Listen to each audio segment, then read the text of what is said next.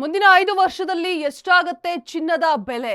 ಯುದ್ಧದ ಹೊತ್ತಲ್ಲಿ ಚಿನ್ನದ ದರದಲ್ಲಿ ಭಾರಿ ಏರಿಳಿತ ಕಾಣ್ತಾ ಇದೆ. ಹಳದಿ ಲೋಹದ ಮೇಲೆ ಹೂಡಿಕೆ ಬಗ್ಗೆ ಗೊಂದಲವಿಲ್ಲದೆ ಗ್ಲೋಬಲ್ ಮಾರ್ಕೆಟ್ ಎಕ್ಸ್ಪರ್ಟ್ಸ್ ಹೇಳೋದಾದ್ರೂ ಏನು? ಹಳದಿ ಲೋಹದ ಮೇಲೆ ಹೂಡಿಕೆ ಮಾಡಬೇಕಾ? ಗ್ಲೋಬಲ್ ಮಾರ್ಕೆಟ್ ಎಕ್ಸ್ಪರ್ಟ್ಸ್ ಏನೆಲ್ಲ ಸಜೆಷನ್ಸ್ ಅನ್ನ ಕೊಡ್ತಾ ಇದ್ದಾರೆ? ತಜ್ಞರ ಪ್ರಕಾರ ಈಗ ಆಲ್ರೆಡಿ ಚಿನ್ನದ ಬೆಲೆಯೋಟ ಮುಗ್ದಿದೆ. ಇದು ಕಳೆದ ಅವಧಿಯಲ್ಲಿ ಕೊಟ್ಟ ಲಾಭ ಕೊಡದಿರಬಹುದು, ಆದರೆ ನಿಮ್ಮ ಪೋರ್ಟ್ಫೋಲಿಯೋದಲ್ಲಿನ ಚಿನ್ನ 10ರಿಂದ 18%, ಆದರೆ ಗಣನೀಯವಾಗಿ ಹೂಡಿಕೆ ಹೆಚ್ಚಿಸೋದು ಅಷ್ಟು ಒಳ್ಳೆಯದಲ್ಲ ಅಂತ ಹೇಳಲಾಗ್ತಾ ಇದೆ. ಇನ್ನು ಹೊಸದಾಗಿ ದೊಡ್ಡ ಮಟ್ಟದಲ್ಲಿ ಹೂಡಿಕೆ ಮಾಡುವ ಮೊದಲು ಬಿಫೋರ್ ದಟ್ ಥಿಂಕ್ ಮಾಡಬೇಕು. ಸದ್ಯ 10 ಗ್ರಾಂ ಚಿನ್ನದ ಬೆಲೆ 1.50 ಲಕ್ಷ ಇದೆ. 2030 ಹೊತ್ತಿಗೆ ಚಿನ್ನದ ಬೆಲೆ 1.75 ಲಕ್ಷ ರೂಪಾಯಿ ಆಗಬಹುದು. ಬೆಳ್ಳಿ ಬೆಲೆ ಹೂಡಿಕೆ ಮಾಡೋದು ಸುರಕ್ಷಿತ ಅಲ್ಲ ಅಂತ ಹೇಳ್ತಾ ಇದ್ದಾರೆ. ಇದು funds India group CEO Akshay Sapro ವಿಶ್ಲೇಷಣೆ ಕೊಟ್ಟಿದ್ದಾರೆ. ಮುಂದಿನ 5 ವರ್ಷದಲ್ಲಿ ಎಷ್ಟಾಗುತ್ತೆ ಚಿನ್ನದ ಬೆಲೆ ಅನ್ನೋದ್ರ ಬಗ್ಗೆ ಕಂಪ್ಲೀಟ್ ಆದಂತಹ ಒಂದಷ್ಟು ಮಾಹಿತಿಯನ್ನ ಕೊಟ್ಟಿರುವಂತದ್ದು. ಯುದ್ಧದ ಹೊತ್ತಲ್ಲಿ ಭಾರಿ ಇಳಿಕೆಯನ್ನ ಕಾಣ್ತಾ ಇದೆ ಚಿನ್ನ. ಹಳದಿ ಲೋಹದ ಮೇಲೆ ಹೂಡಿಕೆ ಬಗ್ಗೆ ಒಂದಷ್ಟು ಗೊಂದಲ ಕೂಡ ಇರುವಂತದ್ದು. ಗ್ಲೋಬಲ್ ಮಾರ್ಕೆಟ್ ಎಕ್ಸ್ಪರ್ಟ್ಸ್ ಹೇಳ್ತಾ ಇರೋದಾದ್ರೂ ಏನು? ತಜ್ಞರ ಪ್ರಕಾರ ಈಗ ಆಲ್ರೆಡಿ ಚಿನ್ನದ ಬೆಲೆಯೋಟ ಮುಗ್ದಿದೆ.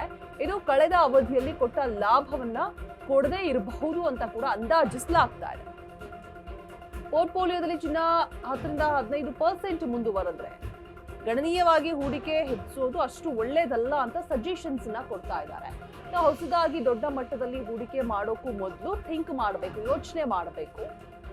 ಸೊ ಈಗ ಇರುವಂತಹ ಚಿನ್ನದ ಬೆಲೆ 2030 ಹೊತ್ತಿಗೆ 1.75ರಿಂದ 2.5 ಲಕ್ಷದ ನಿಯರ್ಲಿ ಹೋಗಬಹುದು ಅಂತ ಕೂಡ ಅಂದಾಜಿಸಲಾಗ್ತಾ ಇದೆ. Funds India group CEO Akshay Sapro ವಿಶ್ಲೇಷಣೆ ಆಗಿದೆ. ಮುಂದಿನ 5 ವರ್ಷದಲ್ಲಿ ಎಷ್ಟಾಗುತ್ತೆ ಚಿನ್ನದ ಬೆಲೆ? ಏರಿಳಿತವನ್ನ ಕಾಣ್ತಾ ಇರುವಂತದ್ದು. ಹೂಡಿಕೆ ಬಗ್ಗೆ ಸಾಕಷ್ಟು ಗೊಂದಲ ಇದೆ. ಏನು ಮಾಡಬೇಕು ಗೊತ್ತಾಗ್ತಾ ಇಲ್ಲ. ಗ್ರಾಹಕರಿಗೂ ಕೂಡ ಖರೀದಿಸಬೇಕಾ ಬೇಡವಾ? ಇನ್ನ ಇಳಿಕೆ ಆಗತ್ತಾ ಅಥವಾ ಹೆಚ್ಚಿಗೆ ಆಗತ್ತಾ? ಸಡನ್ ಆಗಿ ಯುದ್ಧದ ಎಫೆಕ್ಟ್ ಇಂದ ಇಳಿಮುಖವನ್ನ ಕಾಣ್ತಾ ಇರುವಂತದ್ದು. ಕಳೆದ ಅವಧಿಯಲ್ಲಿ ಕೊಟ್ಟ ಲಾಭವನ್ನ ಕೊಡದೇ ಇರಬಹುದು ಅಂತ ಕೂಡ ಹೇಳಲಾಗ್ತಾ ಇದೆ. ನಿಮ್ಮ ಪೋರ್ಟ್ಫೋಲಿಯೋದಲ್ಲಿನ ಚಿನ್ನ 10ರಿಂದ 15% ವ್ಯತ್ಯಾಸ ಕಾಣಬಹುದು, ಆದ್ರೆ ಗಣನೀಯವಾಗಿ ಹೂಡಿಕೆ ಮಾಡೋದು ಅಷ್ಟು ಸಮಂಜಸವಲ್ಲ. ಬಿಫೋರ್ ದಟ್ ಯೋಚನೆ ಮಾಡಿ ಅಂತ ಒಂದಷ್ಟು ಸಜೆಷನ್ಸ್ ಅನ್ನ ಕೊಡ್ತಾ ಇದ್ದಾರೆ. ಬಿಕಾಸ್ ಸಾಕಷ್ಟು ಗೊಂದಲ ಇರೋದು. ಹಿಂದೆನೆ ಒಂದರಿಂದ ಒಂದು ಪ್ರೋಗ್ರಾಮ್ ಫಂಕ್ಷನ್ಸ್ ಕೂಡ ಇವಾಗ ಬರುತ್ತೆ. ಬಿಕಾಸ್ ಶುಭ ಮುಹೂರ್ತಗಳು ಅತಿ ಹೆಚ್ಚಾಗಿ ಈಗಿನ ದಿನಗಳಲ್ಲಿ ಇರುವಂತದ್ದು. ಸೊ ಸಿಕ್ಕಾಪಟ್ಟೆ ಕನ್ಫ್ಯೂಷನ್ಸ್ ನಲ್ಲಿ ಇರ್ತಾರೆ ಜನರು. ಸೊ ಹಾಗಾಗಿ ಒಂದಷ್ಟು ಸಜೆಷನ್ಸ್ ಅನ್ನ ಕೊಟ್ಟಿದ್ದಾರೆ. ಮುಂದಿನ 5 ವರ್ಷದಲ್ಲಿ ಎಷ್ಟಾಗಬಹುದು ಚಿನ್ನದ ಬೆಲೆ? ಇಳಿಮುಖವನ್ನ ಕಾಣುತ್ತಾ? ಏರಿಕೆ ಆಗತ್ತಾ? ಸೊ ಈಗ ಹೂಡಿಕೆ ಮಾಡೋದು ಸರಿನಾ ಬೇಡವಾ? ಮತ್ತೆ ಬೆಳ್ಳಿ ಕೂಡ ಅದರ ಏರಿಳಿತಗಳ ಬಗ್ಗೆ ಆಗಿರ್ಬೋದು, ಮತ್ತೆ ಅಲ್ಲಿ ಹೂಡಿಕೆ ಮಾಡಿದ್ರೆ ಬೆಟರ್ ಇರುತ್ತಾ ಬೇಡವಾ ಅಂತ ಹೇಳ್ಬಿಟ್ಟು ಪ್ರತಿಯೊಂದು ಕೂಡ ಸಜೆಷನ್ಸ್ ಅನ್ನ ಕೊಟ್ಟಿದ್ದಾರೆ. ತಜ್ಞರ ಪ್ರಕಾರ ಈಗ ಆಲ್ರೆಡಿ ಒಂದಷ್ಟು ಮಾಹಿತಿ ಹೊರಬಿದ್ದಿದೆ. ಕಳೆದ ಅವಧಿಯಲ್ಲಿ ಕೊಟ್ಟಂತಹ ಲಾಭವನ್ನ ಕೊಡದಿರಬಹುದು ಅಂತಲೂ ಕೂಡ ಎಚ್ಚರಿಕೆಯನ್ನ ಕೊಡ್ತಾ ಇದ್ದಾರೆ. ಮತ್ತೆ ಹೂಡಿಕೆ ಮಾಡೋದು ಕೂಡ ಅಷ್ಟು ಸಮಂಜಸವಲ್ಲ ಅಂತ ಕೂಡ ಹೇಳ್ತಾ ಇದ್ದಾರೆ. ದೊಡ್ಡ ಮಟ್ಟದಲ್ಲಿ ಹೂಡಿಕೆ ಮಾಡೋಕ್ಕೂ ಮುಂಚೆ ಯೋಚನೆ ಮಾಡಬೇಕು ಅಂತಲೂ ಕೂಡ ಹೇಳ್ತಾ ಇದ್ದಾರೆ. 1.50 ಲಕ್ಷ ಇರುವಂತಹ ಚಿನ್ನ 2030 ಹೊತ್ತಿಗೆ 1.75ರಿಂದ 2.25 ಲಕ್ಷಕ್ಕೆ ಏರಿಕೆಯಾಗಬಹುದಂತೆ.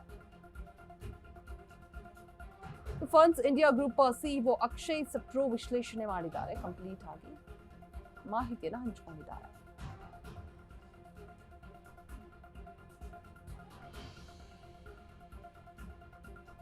ಹಳದಿ ಲೋಹದ ಮೇಲೆ ಹೂಡಿಕೆ ಬಗ್ಗೆ ಗೊಂದಲ ಇರುವಂಥದ್ದು.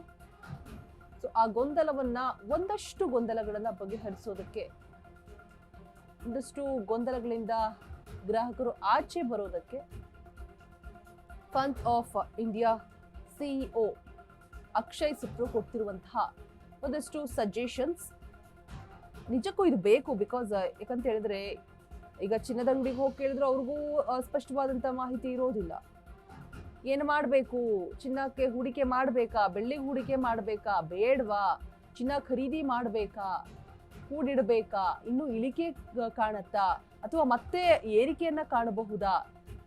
ಸಿಕ್ಕಾಪಟ್ಟೆ ಕ್ರಾಶ್ ಆಗ್ತಾ ಇದೆ ಚಿನ್ನ ಬೆಳ್ಳಿ ದರ ಅಂತೂ. ಸೊ ಹಾಗಾಗಿ ಗ್ರಾಹಕರು ಕೂಡ ಸಿಕ್ಕಾಪಟ್ಟೆ ಗೊಂದಲದಲ್ಲಿದ್ದಾರೆ. ಚಿನ್ನವನ್ನ ಖರೀದಿ ಮಾಡಬೇಕು ಅಂತ ಹೇಳಿದ್ರೆ ಒಂದು ರೀತಿಯಾಗಿ ಹೆಣ್ಣು ಮಕ್ಕಳ ಮುಖದಲ್ಲಿ ಖುಷಿ, ಸಂತೋಷ ಎಲ್ಲವೂ ಇರ್ತಿತ್ತು. ಬಟ್ ಈ ಆವಾಗ ಚಿನ್ನದ ಬೆಲೆ ಜಾಸ್ತಿ ಆಯ್ತು. ಈಗ ಏನು ಅನಿವಾರ್ಯತೆಯಿಂದ ಖರೀದಿ ಮಾಡಬೇಕಾದಂತಹ ಪರಿಸ್ಥಿತಿಗಳು.